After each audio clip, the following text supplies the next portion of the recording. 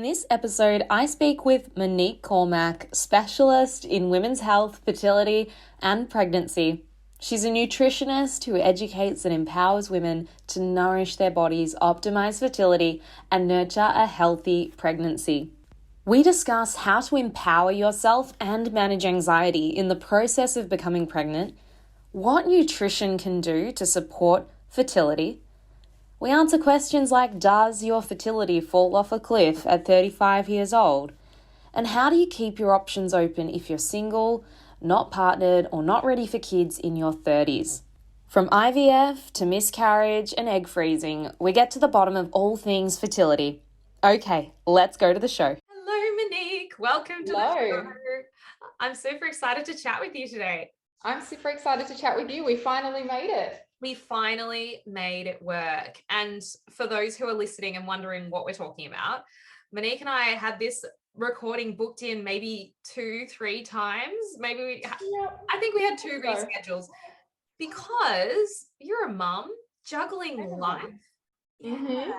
And all the stuff that comes up, all the chaos and the things not going to plan.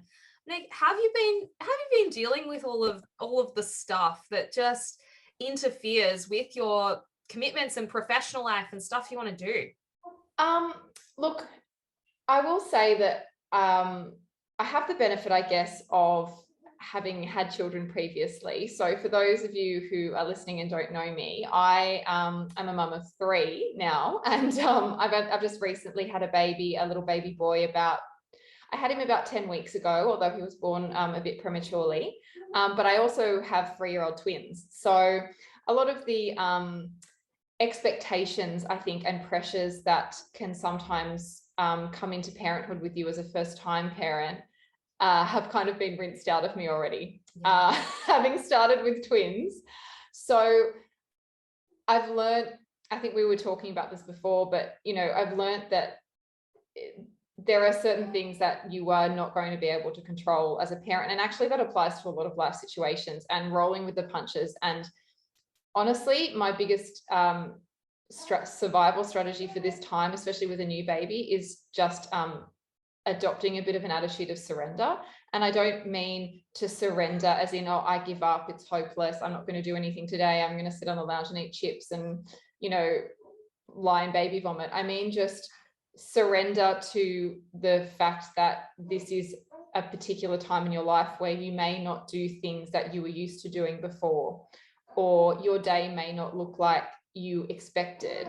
That doesn't mean that your day is a failure or something that's not worth living. In actual fact, it's probably going to be filled with experiences that you weren't otherwise going to have. So a lot of times in the last few weeks, especially, we're still living in a pandemic, so things get cancelled, or there's flash flooding, and things are lost. You can't get to the grocery store, you can't even get out of the house. Surrendering is more just about stopping in the moment and going, it's okay, my day is going to look differently to what it was going to be, but there is still so much opportunity. So yeah, and that's really something I've been trying to adopt more and more this time round, as a parent and just as a human being, I guess. So beautiful, Monique. And I think that takes a level of gentleness and kindness with yourself as well. Like, it's Absolutely. Not your fault or your inadequacy as a human being if things need to be shuffled around and all of those things as well. And so, yeah, beautiful way to look at it. Yeah.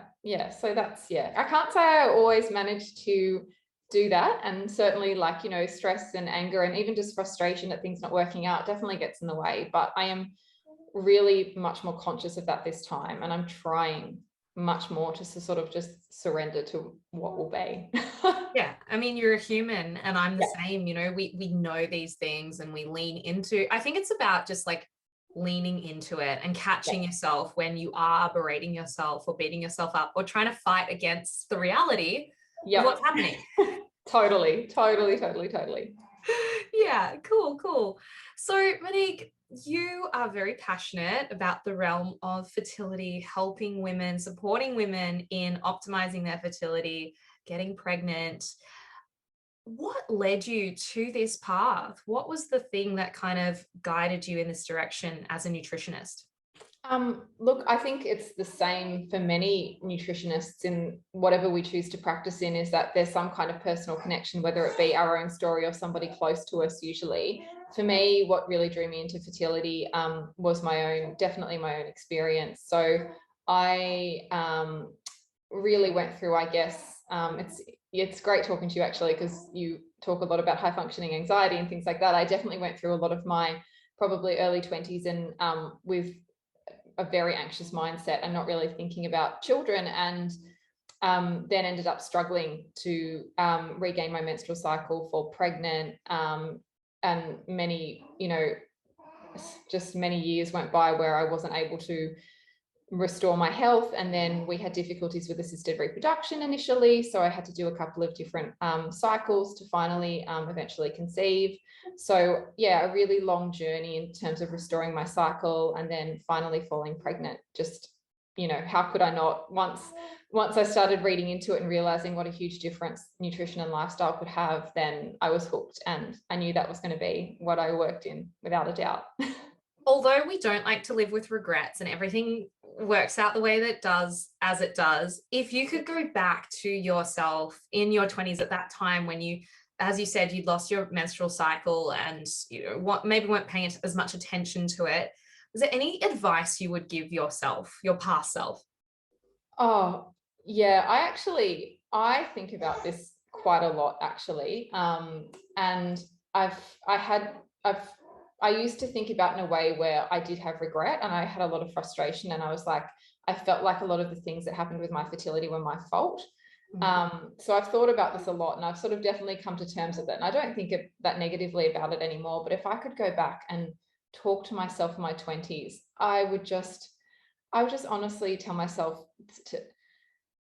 to stop, to just stop for a day, an hour, a second, a month, ideally longer, and just live and enjoy things as they are, and stop trying to plan and anticipate everything that's going to happen, because I was such an anxious person, and I've actually had therapy for generalized anxiety disorder in my 20s.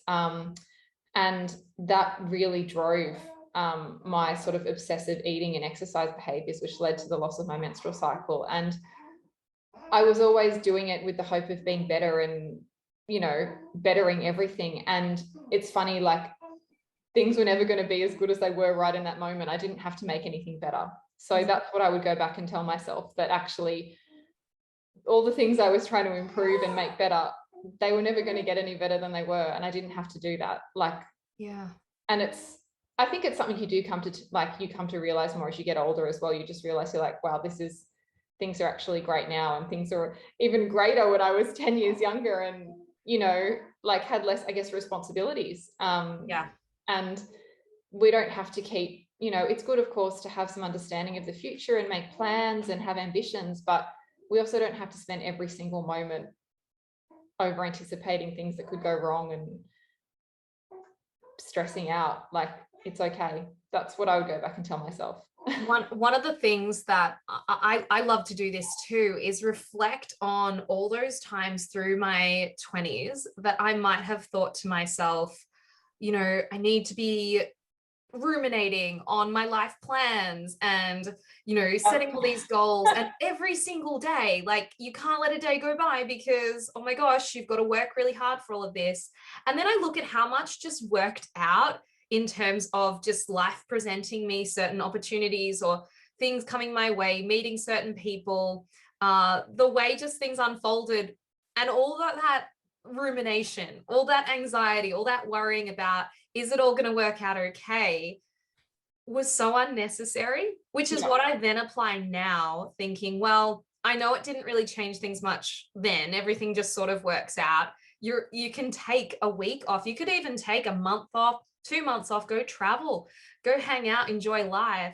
And it's not going to change the trajectory of your life that drastically, that everything's going to go off track and you'll be a failure and you'll never be okay. Yeah, exactly. And mentally, it may actually do you a favor, because you'll actually be able to appreciate what you've got and appreciate the future and enjoy it more, because you're relaxed and you've removed that anxiety.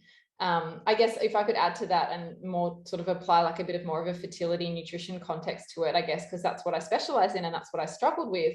It's also that it's funny that I was trying so hard and that I was actually making things worse. The other thing, like I was trying so hard to eat perfectly and exercise all the time, and I was actually overdoing it. And it's funny, like I thought I was achieving things that actually I could have achieved by doing less. And I would have achieved them faster. Yeah, that's beautiful, because I was just about to ask you. So then in that context with helping women through the potentially IVF journey or assisted reproduction or just getting pregnant, wherever you're at, what is something that consistently comes up with the people that come to you and you just are like, hey girl, I need to tell you this? Like, what is that thing that you wish they knew? I think the thing that I really wish everyone knew. So I deal with a lot of people who come to see me. I do have people who come to see me in clinic who are just looking to generally optimize their preconception health. So they don't have a particular issue. They haven't been trying to conceive for a long time. You know, they're not going through IVF. I do have those clients, but a lot of my clients, there's a particular issue at hand, or they've been trying for a while, or they're going through assisted reproduction. And those people, once you know you want to start a family, if it's not working out, it's a pretty big impact on your life, right? Like it can change, like you said, that really can change the whole trajectory of your life, whether or not you can start a family, if that's what you want, if that's what you choose and want to do. And so people like that inevitably start researching and start looking up all the things that they should be doing. And it's the one thing I would tell them all is that if you're not going to improve your fertility, and in actual fact, you may be doing yourself a disservice. Like the more rules and restrictions and eliminations and things you put on your diet and your lifestyle, like you may actually be heading in the wrong direction. Like it's funny, when you get pregnant, when you carry a pregnancy, when you breastfeed, you actually need more nutrients than you did when you weren't pregnant or breastfeeding. And yet the first line approach that people go to when they try and kickstart their health and try and get pregnant is to cut all these things out of their diet and apply all these rules and restrictions. And it's like, well, how is that going to help you get more in? Yeah. Like, how are we going to, when we start from the space? And that's what I see. Like everyone's got their own take on doing it. Like there are certainly some very popular trends and, you know, things that I see more often than others. But generally speaking, it's always about rules and restrictions. And I went on this diet and I've cut out all of these things, so now I should be better. And I'm like, well, should you?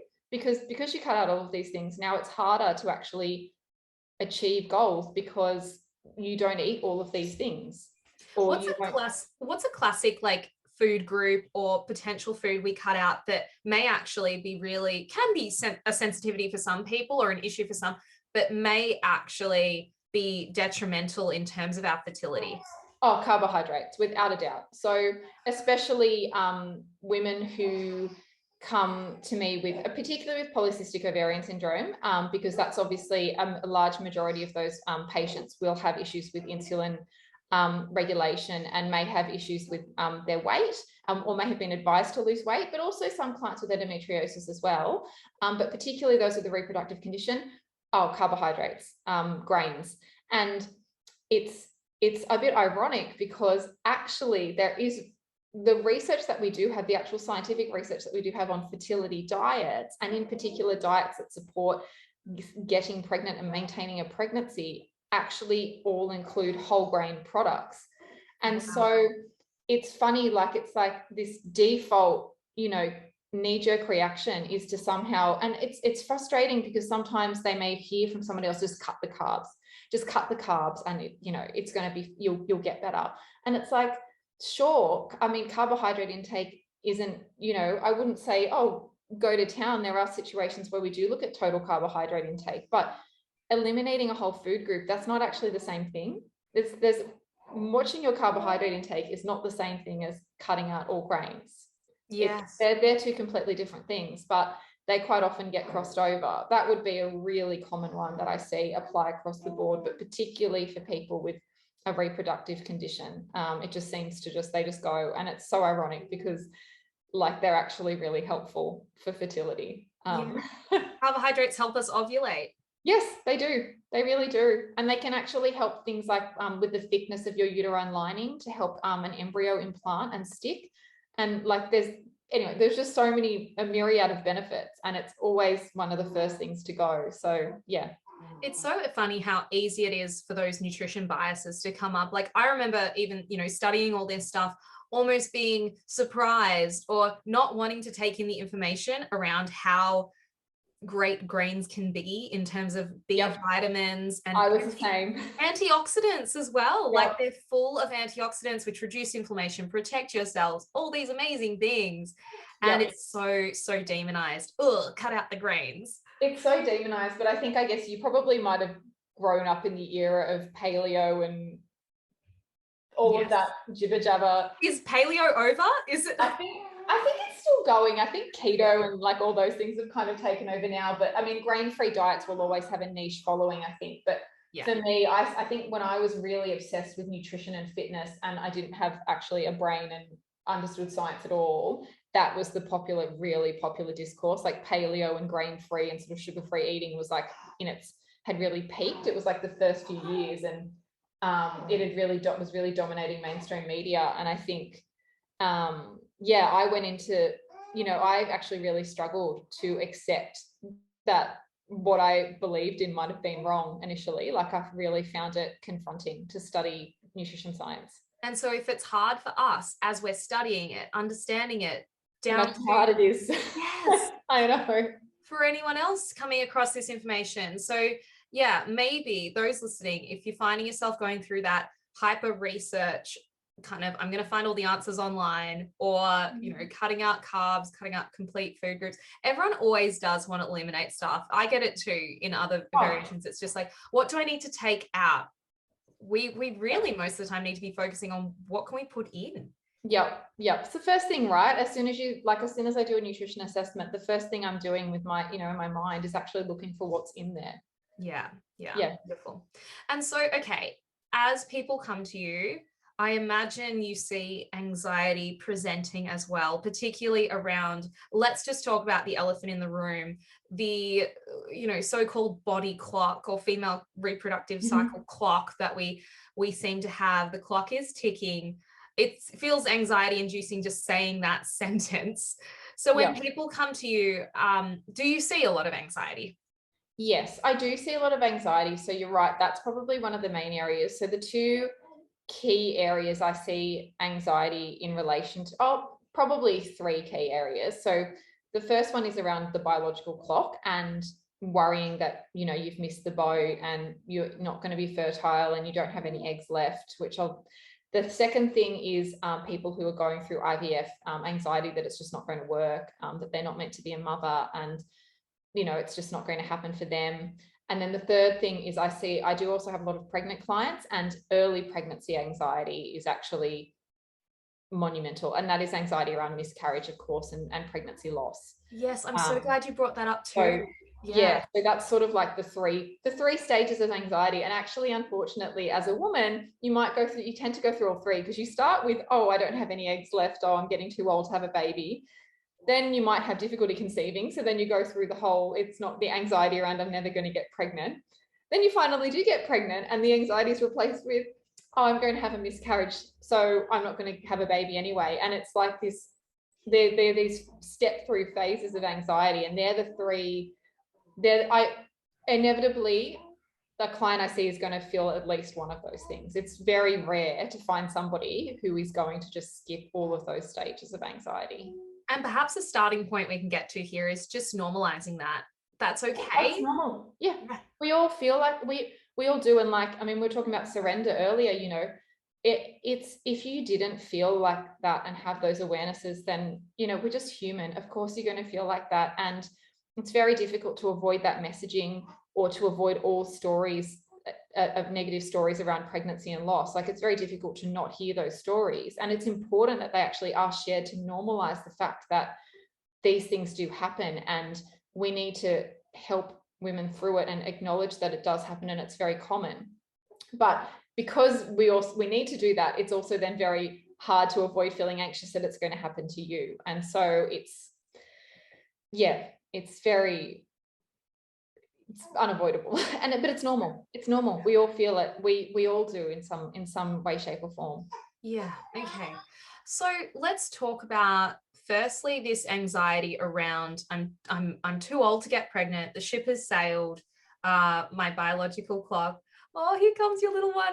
And everyone, I'm just going to make a note to everyone listening in the background. We've obviously Monique's story turned out well. I was just thinking as you were telling it before about how much challenge you went through, because we can hear the little cute little gurgles of your little one. Yeah. And actually, if I, to talk about the anxiety, particularly around your biological clock running out and not having good quality eggs or enough eggs left, given that I've just gotten little Bubba out, I should point out that actually this guy was conceived about a week or two before I turned 35, which is the age where apparently we don't have any eggs left and blah, blah, blah. So I was in my mid-30s when I conceived him. And I had actually had shocking rounds of IVF 3 years before that. And I only ever got one embryo. All my other eggs I was told were poor quality and didn't make it. And so, here I was mid-30s, having had to do IVF previously, not able to conceive naturally. And I did conceive naturally, And you hear those stories so often. What do you say to holding on to that hope? We often have this idea of like, I don't want to get disappointed. I don't want to have expectations. So I'll just start telling myself now the story that it's too late for me and I'm just not meant to be a mother. Or trying to accept that alternative before you even know anything. How much do you think it serves us to do that versus holding on to that hope and seeing these stories that it does happen? I think what is really lacking and what would really help women manage their anxiety, not to eliminate it, but to actually manage it and actually process it, would be better education when we're younger about our fertility and understanding how fertility works. What I think is happening now is this complete knowledge desert where people have no awareness of their menstrual cycle or their fertility or how it works, then confronting information given to them when they're ready to conceive, which in today's society is a bit later, I guess, than our peak fertility time. And there's no explanation of how it actually works. So if rational, helpful education was given earlier, people could manage their anxiety and process it and have more of I think just a better body awareness would help. Like, yes, the reality is that our fertility does decline as we age. To an extent, there is nothing we can do about it. But it's not like fertility falls off a cliff. And I think this is the messaging that comes out with people. It's like, you're fertile, you're fertile, you're fertile. Oh my gosh, you're turning 30, you better have children because it's basically all over for you really soon. That's actually incorrect. Like there's a great, there are nuances there. And there are things you can do to understand your fertility. So understanding your menstrual cycle, tracking your menstrual cycle, talking to your GP, having your fertility assessed. You can assess your ovarian reserve. You can talk to a doctor. You don't have to sit there in your 20s ignoring it and then in your 30s crying and panicking. Like there are practical things that you can do. But unfortunately, I don't think the education piece is there to help women understand it. And I think better education would actually go a long way to reducing anxiety.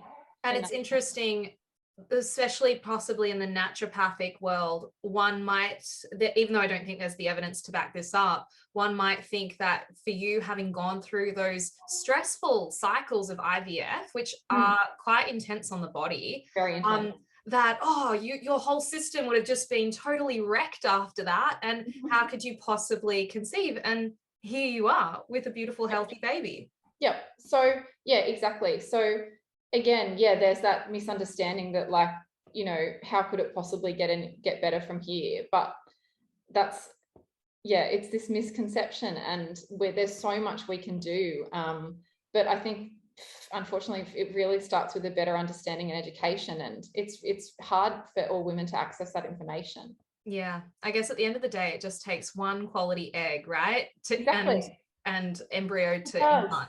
It does. And it's again, like egg quality doesn't just suddenly fall away. And it differs for everyone as well. And also, you know, that's one of the reasons why I got into working in the nutrition space as well, because while there are certain risk factors that we can't control for our fertility, for example, our age, or if we're in an accident, or I don't know, our genetics or whatever like that, nutrition and lifestyle can have a significant impact on our fertility, and they can have a significant positive impact. Okay. So in terms of prolonging our ovarian reserve, improving our egg quality and doing things like that, there are things that you can do. There are things that you can contribute to. And that's actually a reason why I love working in this space, and that in terms of managing that anxiety, working with working with a health professional can really help you, because it's a way that you can achieve some control and a way you can reduce your anxiety because you're doing something. Yeah. So I guess it's that balance, right? Anxiety loves to be all or nothing. It's like, I'm either totally screwed or it'll all work out. Yeah. So somewhere in the middle is probably the reality, which is, yes, there's genetics that play into things, and how, you know, some of us do go through perimenopause earlier, those kind of things. However, there is the environment around the genes that pulls the trigger, which is what you're pointing to with the nutrition and the lifestyle factors too. Exactly. What are some of those lifestyle factors that are super important? So when it comes to our fertility, I think lifestyle factors that are important, it's really a lot of the biggies. So, well, I guess to us, they probably seem like obvious ones, but alcohol consumption, smoking, and also toxin exposure, which I think is probably not talked about enough with fertility. So the use of things like plastics, not only the disposable single-use ones, but things like plastic containers, you know, reheating food in plastic containers, exposure to BPA and BPA alternatives through our food supply, things like that. So those are some of the big lifestyle things that I try and tackle. Alongside diet, of course, but leaving aside diet, just looking at lifestyle and also exercise. So yeah. And one, I think, important thing people don't think about with exercise is how important it is as a pathway of elimination when you sweat. So you're helping your body excrete some of those toxins and phthalates and BPA and things that store up in our system that we, you know, to some extent can't avoid. Like, you can't avoid that. If you drive a petrol car, you're going to inhale some of those chemicals. Exactly. But you need to use your car to get to work, and you need the job to support your family. So exactly. Hey, you might not even drive a car. Maybe you choose to ride your bike. You're still going to inhale the exhaust. Yeah. So it's not all or nothing, that you can do something, and something is better than nothing. Yeah, exactly. And like you said, that's what we were talking about before. Like, it's in the middle. There's the middle ground is actually where it's at. Like, it's not an all or nothing sort of approach when it comes to managing anxiety, and also when it comes to reducing these risk factors. Any hot tips, Monique, around what the research is saying to help us prolong our egg quality or our fertility in that regard as we head into after that sort of 35 age range, as we head towards closer to 40, perhaps over 40 as well? So in terms of prolonging ovarian reserve, so the one thing we definitely haven't worked out how to do yet, and I don't think science may ever do this, is to create more eggs. So when it comes to fertility, it's really about maintaining the quality of the ovarian reserve that we have left. So a couple of tips from the research. So there is a little bit of research around this. So things that can help with ovarian reserve are a higher omega-3 intake. So that's your oily fish, and also particular nuts and seeds like walnuts and chia and flax. Reducing trans fat intake, or avoiding trans fats if possible. So, I mean, they are pretty easy to avoid as long as you're sort of really reducing processed food intake, and having just a moderate saturated fat intake. Now, again, the saturated fat sometimes gets, I think, endorsed a little bit too strongly in popular media, like, oh no, there's nothing wrong with it, butter in your coffee, you know, coconut oil, fat bombs, or et cetera, et cetera. But when it comes to fertility research, we do see a trend that excessive saturated fat consumption tends to result in a lower ovarian reserve by the time you reach a certain age. So, you know, it's one thing to put butter on your toast. It's another thing, I think, to put, you know, butter in smoothies and whatever else they're going in these days, or to eat bacon every day, for example. Yeah. So in terms of prolonging ovarian reserve, more omega-3. So really managing like the types of fat that you eat would probably be my number one tip. Beautiful. I love that so much. And the next thing I'm curious about is, where does egg freezing play into all this? Do you have any particular advice around that, Monique? Oh, look, I am really pleased, especially I think in the last few years, to see just how much more public conversation we're having about egg freezing. So I am really pro egg freezing. The only thing I hate is that it's so expensive. Okay, so it's probably not an option for some people, which I feel bad about.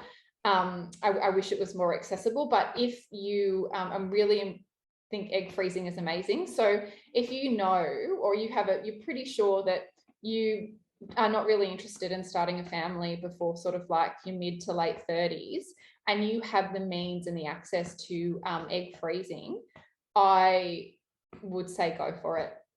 So the amazing thing about egg freezing is that it literally means that if you freeze your eggs at 32, but you have a baby at 39, you have the same chance of achieving a pregnancy as a 32-year-old because you're using the eggs that you had at 32.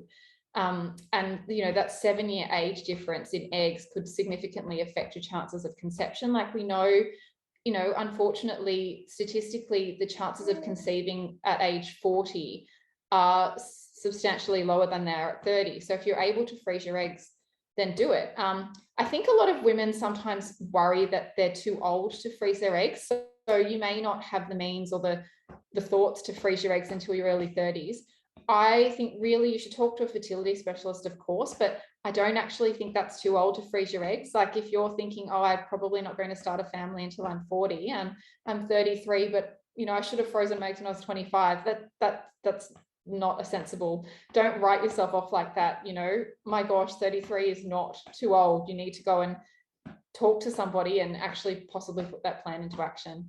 And the trouble is, what woman at 25, even though that might be optimal, even has any thoughts in her head about, oh, I need to freeze my eggs? Exactly. And I think that's the conversation sometimes we're missing about egg freezing, is that it's for people when you're really young. It's not. Wherever you're at in your life, if you're thinking that you're not going to start a family for a while, but you would like that option, I think you really need to go and have a conversation with a professional about whether or not you should be doing it.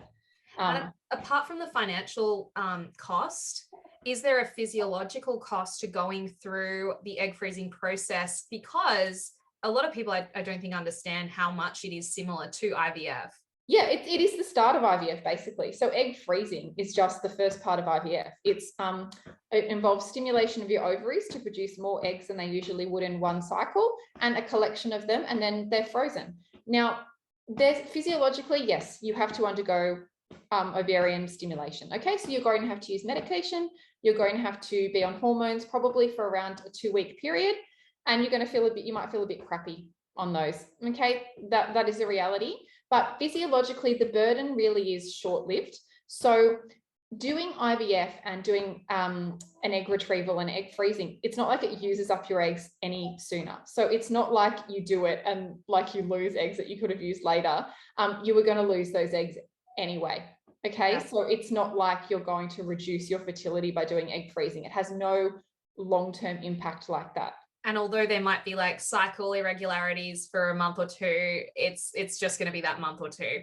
Yeah, it's really not something that is likely to have a significant effect. So most of the time, and you need to get individual medical advice, but most of the time you'll find that your cycle will return to normal quite quickly after an egg freezing cycle, because it is intended to mimic like a menstrual cycle. So an egg freezing cycle would start on day 1 of your period. So it's not like it would even really disrupt it. It would just you would start it on the same day as your period, and you would probably anticipate having a period at a similar time to your regular period the next month. Yeah. Assuming your cycle is regular. So amazing. And in terms of, as you said, like, is it going to use up more of your eggs or take this burden on your reproductive system? I mean, here you are walking, talking proof that you can still perfectly, potentially conceive naturally, even after that, many years after that. Yeah. Look, I had, like I said earlier, I had shocking rounds of IVF. So my first one was a total bomb. And then I did another cycle, and I didn't get that many eggs, particularly at my age. I was 32. I didn't get really that many eggs in the collection, and only one embryo was deemed quality enough to make a baby, which was ended up being my twins that broke in half. Wow. But the rest of the embryos that were created, I was told, were too poor to even freeze. They were like, they're not good enough. They don't have a chance of achieving a pregnancy. So I walked out of the whole fertility experience thinking, wow, my eggs mustn't be that great, because they couldn't even freeze the other ones that managed to turn into embryos. But, you know, just on the cusp of turning 35, conceived naturally. So it's not like it's a predictor of everything that's going to happen afterwards either. Yeah, it's not necessarily, I think we can attach so easily to those numbers and really tie, you know, so much weight to it, when in terms of testing and what the numbers say, it can vary so much. Yes, particularly with IVF. I think that is true. Something I see in my clients is a lot of anxiety about getting a lot of eggs and a lot of embryos. It's not necessarily that getting a lot of eggs doesn't necessarily mean you're going to get better results. You know, for example, if you have PCOS, quite often you will produce a lot of eggs under an IVF cycle, but that doesn't mean that you're going to get better results. So attaching a lot of pressure to numbers is not recommended. Well, I mean, where was your mental process at? It must have taken a little bit to recover from being told, you know, none of these eggs are very good. We've only got one viable embryo. Oh, I really struggled with, I'll be honest, I really struggled with anxiety in my pregnancy with my twins. And I did again with this little dude, but the twin pregnancy, definitely, I ended up getting a referral, a mental health care plan for some therapy when I was pregnant with them, because, you know, they transferred the embryo and then the same day told me, you know, this is it. If this one isn't good, none of the other embryos were good enough. So you'll have to do the whole thing again. And so my anxiety was just absolutely through the roof. I would say uncontrollable on some days. And yeah, it's, again, you can't really escape that anxiety. Like, that is going to happen. But it's more about how you employ coping skills and the help that you seek out to manage that anxiety. It's more about management rather than it is trying to avoid that. Yeah, and trying to be like, I'm just going to get through this, easy breezy, glowing the whole time. No, it's never like that. Yeah. And it's not even like, obviously there's the anxiety around, am I going to hold on to this pregnancy and this is my chance? But there's also the anxiety about just the changes to your body, the changes to your life as you transition into this whole new chapter of motherhood. Yep. So it's a whole thing. Yeah, it's kind of, there's like we were talking about before, there's just phases to the anxiety that you step through, I think. It's always changing. Yeah. Okay. So let's just go back to, let's say there's someone that comes to see you and work with you, Monique, and they're in their late 30s, maybe just close to 40, and they are, you know, understandably anxious, and now they're ready to start a family, and they didn't freeze their eggs at 32. Yeah. What are the options looking like for this person? How do you allay some of that anxiety or help this person through what they're wanting in their life, which is to have a baby? Look, first things first, the first thing I always do is we get a clear picture of their fertility. So we work with a GP or fertility specialist. We make sure that we have a clear understanding of their fertility, and we make sure that the client understands, you know, I guess, understands the statistics, but also, like you said earlier, understands that we really just need you to ovulate one good quality egg. We don't need you to have 1,000 in reserve, because if you want to have a baby now, it really just matters that you can produce an egg now. So yes, the statistics are there, but at the end of the day, if you are ovulating an egg and you have some sperm, there is a chance to fall pregnant. So we need to sort of get a clear fertility picture based on that unique individual. And some people at, you know, 38, 39 can actually have quite a significant ovarian reserve still as well. So sometimes we get the clear picture and it's like, oh, wow, you know. Looking good. Yeah, it's actually looking pretty good. It's actually looking pretty good. So we get that clear picture. And then what we do is we try and help manage that anxiety by, I think nutrition has an amazing role to play in that. great. You've taken a positive step. You're working with a professional who's going to help you optimize your fertility. So we use diet and lifestyle to optimize egg quality, and we know that it can have an impact. We know that diet and lifestyle do have an impact on egg quality. And so it's like, we're going to actually do something practically to manage your anxiety. We're going to give you a plan to focus on. And actually, that is such a beautiful role that nutrition and lifestyle strategies can play in managing anxiety, is that we give you something actionable to do. We give you something positive and practical to go away and think about and to work on. And we can affect positive change. And then projects such as, I'm aware of like there's an egg donor project, or potentially looking down that road. Are those viable options for people around that zone if what you're trying is not working? Yep. So absolutely. So egg and sperm donors are available. It is not, it's not always super easy to get an egg donor. So egg donors are always sorely needed. So if you want to donate your eggs, if you are listening to this out there and you would like to donate eggs, you absolutely should. Someone will be so grateful that you did. But it is definitely possible. So I do have a number of clients who are using egg donors, and it's, so I think that's absolutely a viable option. And what you should do if you ever have that concern is you need to bring it up with your fertility specialist. You need to talk to them about, most good fertility specialists that I know will have an honest conversation with you and will let you know sort of when it's time to think about that. And that differs for everyone. I have clients in their early 40s, and egg donation has not come up as an option with their specialist, because they're like, you just don't need it. We're not at that point. So don't think that you're 39 and you're going to have to use a donor egg. That's not necessarily the case at all. Wow. What's coming through clearly to me is that it's helpful to maintain that openness to, like, anything can happen. You could have walked away, Monique, when you had that one embryo where you're being told this is your last chance. And let's just say things hadn't worked in your favor in that scenario. You could have thought, well, that was my last chance because that's what the doctors told you. But then you did conceive naturally after that. And who's to say that wouldn't have happened anyway? Yeah. So you never know. So I think what's really important, and the main message I'd always like to put out there when it comes to fertility, is I just wish there was more education and awareness about our fertility and how it worked. And I think that I don't think this would increase anxiety. I actually think that this would reduce anxiety, because people would have an awareness of their bodies and what was happening. And that allows you to, go see a specialist, go talk to a nutritionist or a naturopath, go make your plan earlier. And that actually helps manage anxiety. That reduces anxiety, because you're not staring blindly into the future thinking, oh, I'm going to have no hope at a certain age. You understand how things work, and that allows you to manage it.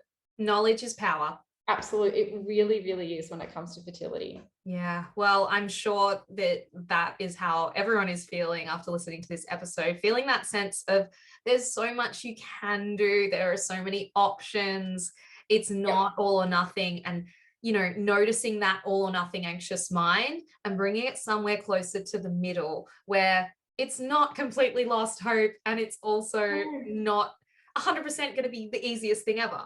Do you know what? It may not be. It may not be easy, but it's also, a lot of the time, it's not what you think it is. And all of the time, pretty much, there is something you can do. You can put positive strategies into action. You can make a contribution, and you don't have to surrender to a doctor and be like, oh, all hope is lost. I have to go see this doctor and fix everything. You can contribute, you can make a positive contribution.